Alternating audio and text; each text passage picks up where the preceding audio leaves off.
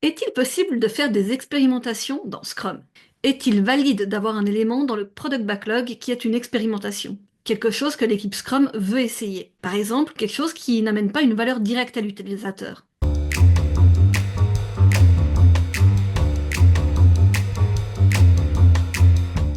Bonjour Christian. Salut Sabrina. Que penses-tu des expérimentations dans Scrum? Est-ce que selon toi, c'est quelque chose qui est faisable, recommandé? Hmm. C'est même quelque chose qui, je pense, est nécessaire des fois pour pouvoir faire de l'empirisme correctement. Donc, oui, cette idée d'expérimentation, c'est enlever du risque, en fait. C'est de valider ces hypothèses. Donc, on dit que en Scrum, ben, tant qu'on n'a pas livré l'élément, la fonctionnalité à nos clients, on ne livre pas de la valeur. OK? Mais c'est que les idées, nos items, ça reste des hypothèses. Sauf que des fois, notre hypothèse, elle est très, très large et essayer de tout faire et tout valider, ça serait compliqué. Donc, les expérimentations, ça peut permettre, entre autres, de valider, de limiter un peu nos hypothèses, de les raffiner pour être un peu plus certain dans quoi on investit de l'argent. Donc, je pense que c'est une pratique de product management. Mhm. Et pour concrétiser un peu ça, est-ce que tu aurais quelques exemples d'expérimentation?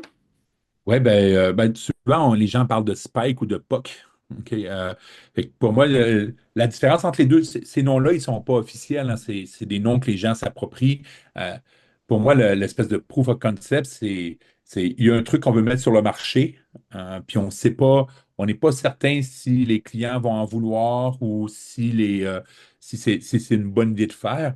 Donc, on veut essayer de faire une première preuve de concept. Des fois, les gens vont appeler ça un MVP, un minimum viable product, mais des fois, ça c'est encore plus gros. Mais juste même dans un sprint, juste essayer une petite fonctionnalité, voir, hey, est-ce que ça pourrait intéresser? Ben là, c'est normal qu'on ne fasse pas un truc complet, mais juste quelque chose pour valider.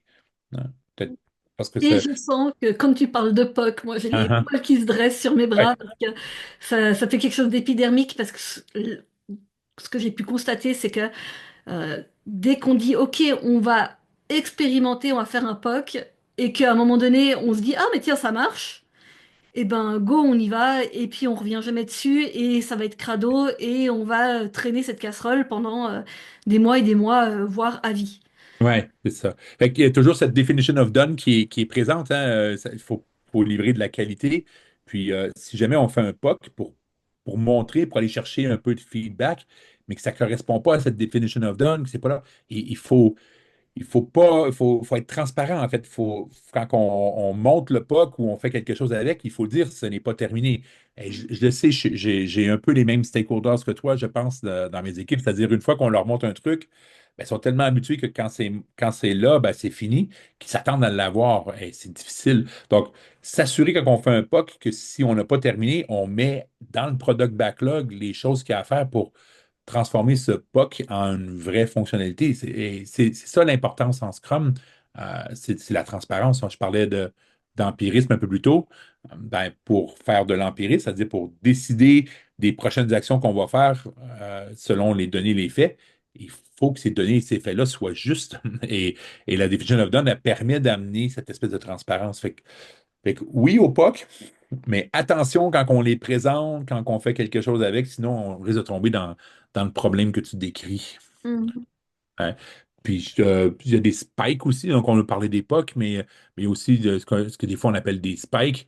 Les spikes, c'est cette idée c'est plus technique souvent, c'est pas toujours, mais c'est plus technique, c'est-à-dire que je demande le PO demande à ses développeurs, ses développeuses de travailler sur quelque chose, puis on n'a aucune idée comment on va le faire, on ne sait pas si ça va nous prendre 3 semaines ou si on a une librairie facile ou une façon facile de le faire.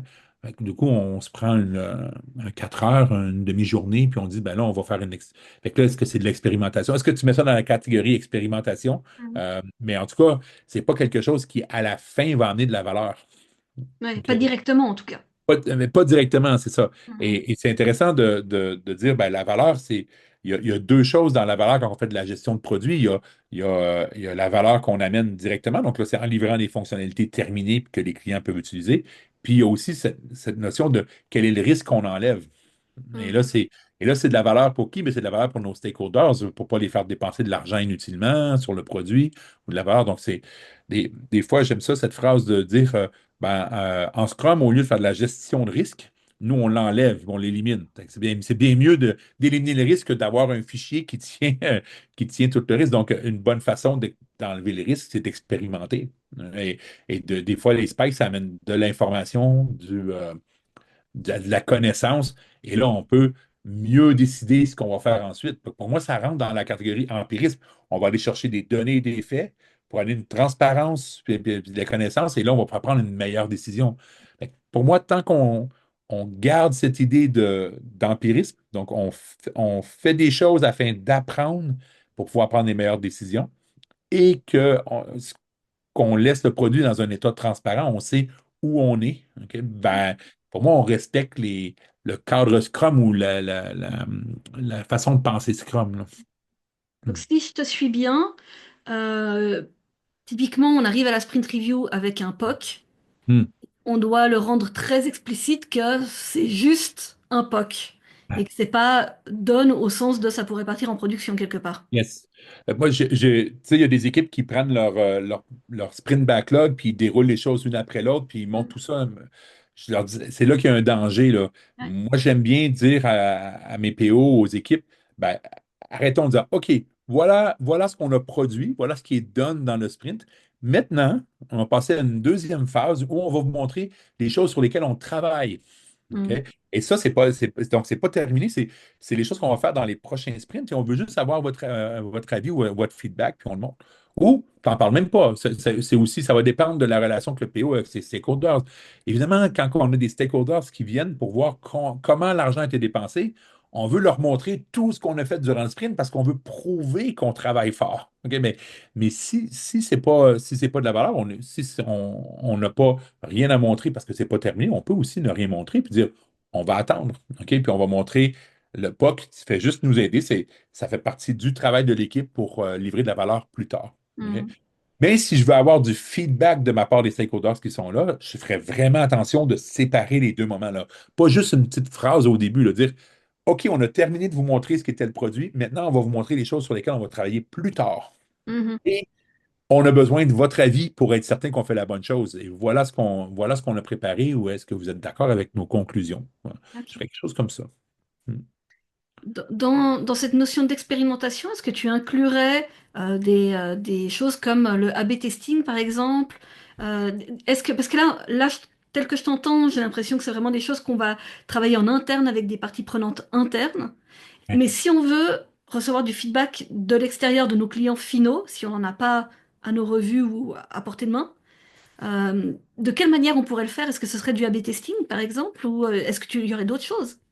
Ouais, ben, l'A/B testing, c'est évidemment une expérimentation, mais là, c'est plus une expérimentation au niveau de l'équipe Scrum. C'est pas l'équipe Scrum, les développeurs, les développeuses de la Scrum Team qui essayent d'apprendre quelque chose, ou le PO qui essaie d'apprendre quelque chose sur comment faire les choses, mais c'est plus de l'expérimentation de marché. Donc là, on est dans du product management pur. Et là, ben, bravo, tant mieux si on a un ou une PO qui est capable de faire de l'expérimentation de marché. Ça, c'est juste du bon product management. Et encore une fois, Scrum permet justement de mettre ça en place, et c'est une autre forme d'expérimentation, Mhm. pas d'empirisme. Mais oui, go. Mais là, dans ce cas-là, ça serait, si je fais de l'A/B testing, est-ce que je vais quand même livrer des choses qui sont donnes? Et quand je vais présenter à mon, à la sprint review, les choses que je vais mettre en place, je vais le dire, ça fonctionne seulement pour les clients locaux.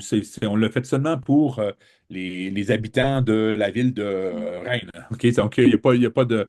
Et ça va au moins être transparent, encore une fois. L'important, c'est la transparence.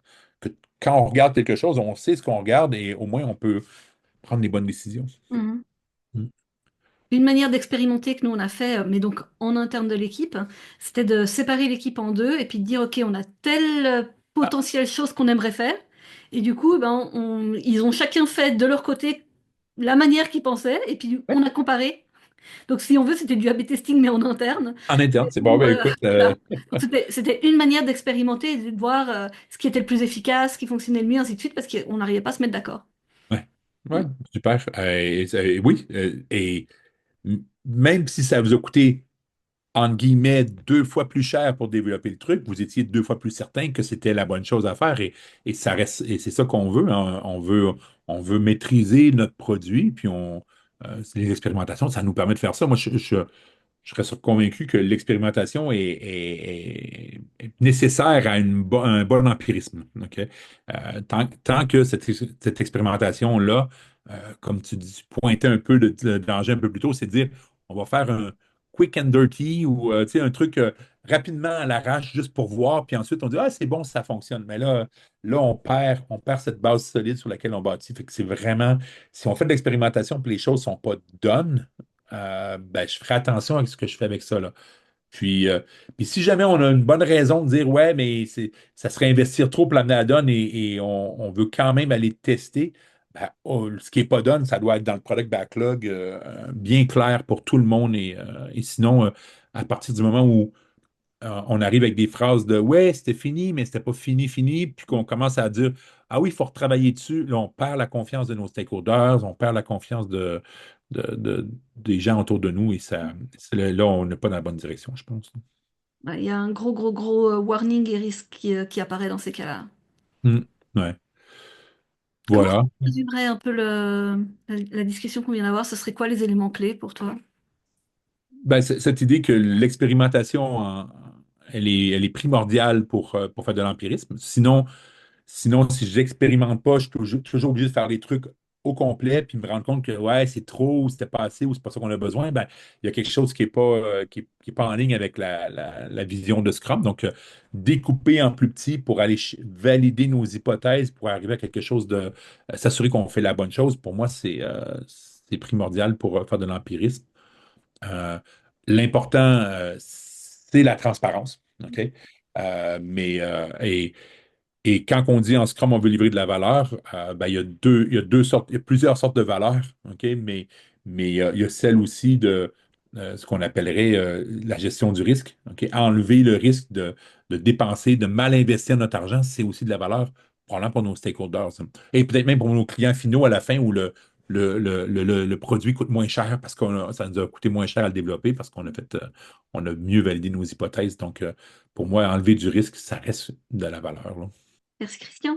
Ouais, merci Sabrina.